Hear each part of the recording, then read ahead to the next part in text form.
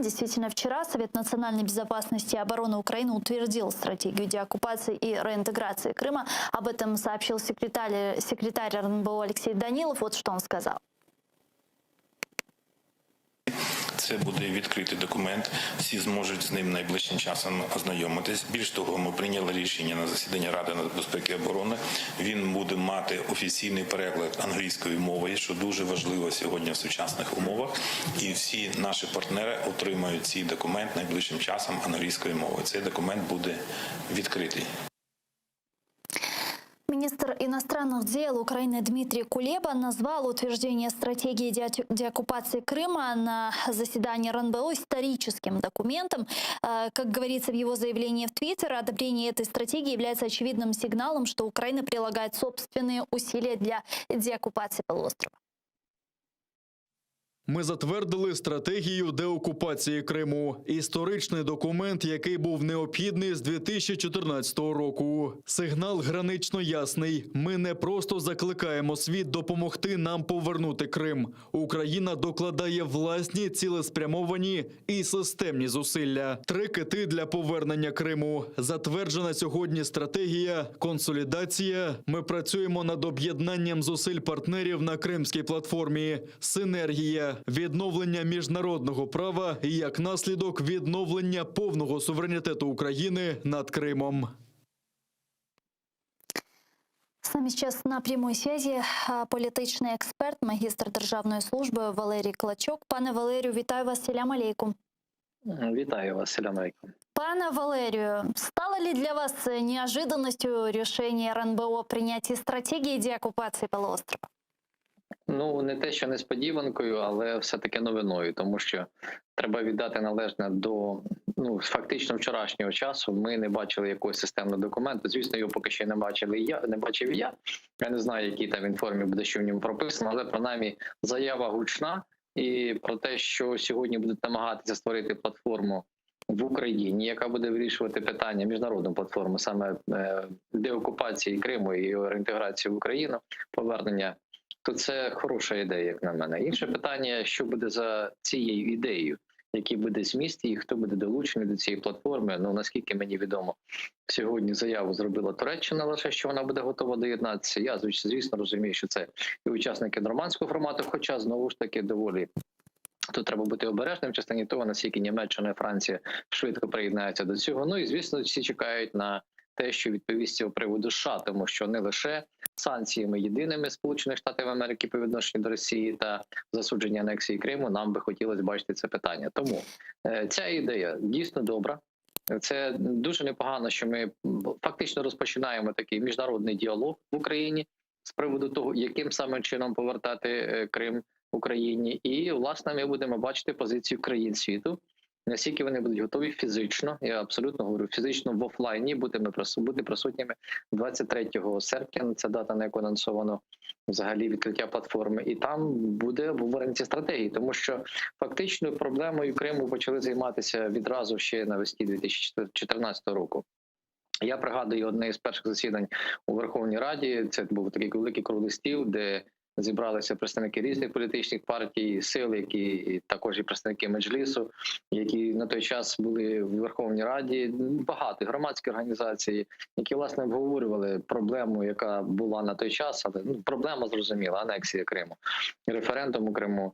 І це пройшло вже, друзі, 7 років. Часу доволі багато. Я неодноразово з вами в студії, шановна Гульцом, обговорював і ідеї ще попередньої влади, Петра Порошенка, коли вони ініціювали це питання в Радбезі ООН. Моя позиція залишається незмінною, це єдина інституція, де можна вирішити питання, але саме оцей майданчик, про який ми говоримо, він може бути саме і посилом до Радбезу ООН новим, більш потужним. В тому плані, що буде привернута увага до цих проблем. І я в цій частині хочу лише додати від себе, дуже хотілося б, аби у роботі цієї платформи приймали участь також Молдова і Грузія. Чому я саме про них говорю? Тому що ці дві країни, вони зазнали дуже суттєвих територіальних втрат через військову агресію Росії. Придністров'я, і також Абхазія, Осетія – це все явні, очевидні приклади з історії не такої далекої наших не дуже дружніх відносин із Росією. І от саме ми трьох, ці три кити, вони могли б стати таким рушієм і апеляції до всього світу. Тому що да, світ дійсно сьогодні доволі обережно відноситься взагалі до питання повернення Криму в Україну. А в руках каких стран есть серьезные элементы и рычаги давления в данном случае на Россию в рамках Крымской платформы, которые можно было бы обсуждать? Я взагалі не бачу такої дефініції, як вибачте, або такого інструменту, як рычаги давлення, тому що в принципі тиснути на Росію це безрезультативно. І в принципі міжнародна геополітика, геополітика, не так міжнародна геополітика, взагалі передбачає дуже обережне відношення до тиску.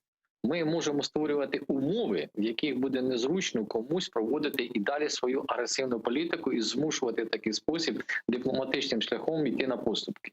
Це один із механізмів. Таких прикладів дуже чимало. От, наприклад, це, якщо брати 60-ті роки, це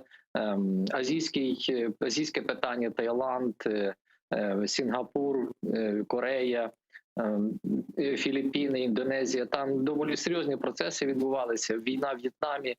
Там по-іншому це питання вирішували. Створений був такий Східноазіатський економічний союз, який потім дав серйозний поштовх для розвитку регіону. Так само і в нас може бути такий, от як ви кажете, важіль впливу, але вважати, що це буде таким дуже серйозним впливом, я б не став би. Тому що, знову, ми не повинні малювати для себе ілюзії про те, що питання вирішиться дуже швидко. Я не випадково говорив у вас... Кстати, вот стратегия, которую вчера анонсировали, она рассчитана на 5 лет. Ой, це дуже короткий період. Ви думаєте, будуть продлівати? Звичайно, тому що одне з ключових питань, яке стало таким контроверсійним в частині включення його до цієї стратегії, про що ми дізналися власне від Рифата Чубарова, це те, що стратегічно передбачає ця стратегія, вибачте за тавтологію, в питанні ідентифікації Криму як автономії. Тобто це ключове питання, яке взагалі лежить в основі основ з 92-го року, як нам. З 92-го, не вчора, не сьогодні. І вже пройшло 30 років. Рахуйте, майже 30, так? Але питання і досі там, воно не вирішене. І в сьогоднішній стратегії його відображення, наскільки я зрозумів, зі слів представників Меджлісу, немає. Нет. Давайте вместе, чтобы наши зрители, извините, я вас перебила, чтобы наши зрители понимали, о чем мы говорим. У нас есть цитата председателя Меджлиса Рифата Чубарова, который вчера также присутствовал на заседании Совета национальной безопасности и обороны. И вот его цитата, что он сказал относительно стратегии и какие именно важные вопросы относительно реализации прав коренного народа и так далее не включены в эту стратегию.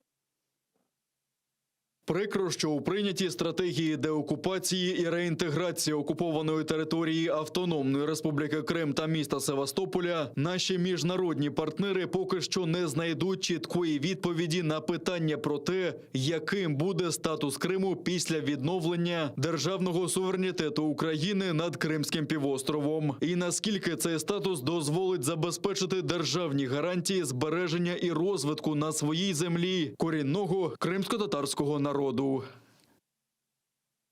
Пане Валерію, почему, как вы думаете, почему эти вопросы не включили в стратегию по деоккупации Крыма? Я можу лише здогадуватись. Мені важко буде коментувати саме рішення влади, коли я їх не знаю. Але можна допустити, що саме в такий спосіб влада сьогодні боїться саме регіоналізації. Хоча план... Но этого она боится, получается, уже 30 лет? Там історія, ви ж самі розумієте, початку незалежності дещо інша.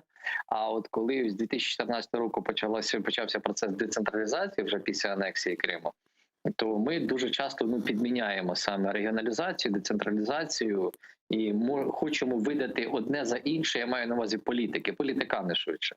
Але за великим рахунком це надання повноважень певним регіонам. І от саме Крим в цій частині і розглядає себе так, як регіон, який матиме певні повноваження. Він їх мав, звісно. Це автономія, яка мала свій уряд, мала свою Верховну Раду, ухвалювала закони, але діяла в межах Конституції України. І на сьогоднішній день те, що пропонувалось фактично Меджлісом, це майже так і залишається. Єдине, що піднімалося питання ідентичності. Тобто, як в принципі ця автономія може існувати далі? Наскільки Україна готова забезпечити своїми правами титульну націю кримських татар? Відповіді на це немає. Її немає довго, 30 років її немає. І я можу зрозуміти, єдине, я зроблю поки що припущення, знову ж таки, це не моя догма, і я не готовий відповідати за владу, що певне на фоні того, що ми підміняємо регіоналізацію, децентралізацію, сепаратизм сюди ставимо на одну важіль, і, можливо, тому вони побоюються, що якщо надати преференції якійсь одній території, то сьогодні так звані квазі-республіки будуть виступати з подібними заявами. Тим паче, доносяться дуже віддалено, але такі, знаєте, слухи і міркування, що ЛНР і ДНР, так звані, вони швидше воліють мати автономію в складі України, аби потім мати право на самовизначення, доєднання до території Росії. Тобто такий момент може бути. Но вы же понимаете, что это некорректное сравнение. А це, послухайте, про коректність мова не йде. А хто говорив, що коректно був проведений референдум у Криму? Давайте будемо щирими, що навіть створення квазіреспублік – це також некоректно. Вони себе вважають республіками жоден світ. Навіть Росія їх не визнає. Але вони і далі утримують свої території, у них потужне озброєння, у них купа бойової бронетехніки, і у них фортифікаційні споруди вже по лінії розмежування краще, ніж у нас. Тому це, я говорю, у нас, бо дійсно ту територію ми не контролюємо. Тому тут, ви знаєте, до маніпуляцій немає нікому справи, абсолютно. Це нас зараз не важливо. Але для України, для того, щоб не дати приводу для цих неконтрольованих територій міркувати саме в такий спосіб, я говорю, це можливо. Я на цьому це не те, що моя позиція. Це як один із варіантів, чому може бути. Це краще запитувати саме у тих, хто оголошував ці ідеї, хто буде підписувати відповідні установчі документи, створення платформи, чому саме це не було включено. Я не хочу відповідати тут за дії влади. Вибачте, ви знаєте чітко мою позицію, я завжди був прихильником цього і виступаю, і вважаю, що це правильно, це один із шляхів вирішення взагалі питання кримсько-татарського населення, в принципі, чи в складі України, чи в будь-якому складі.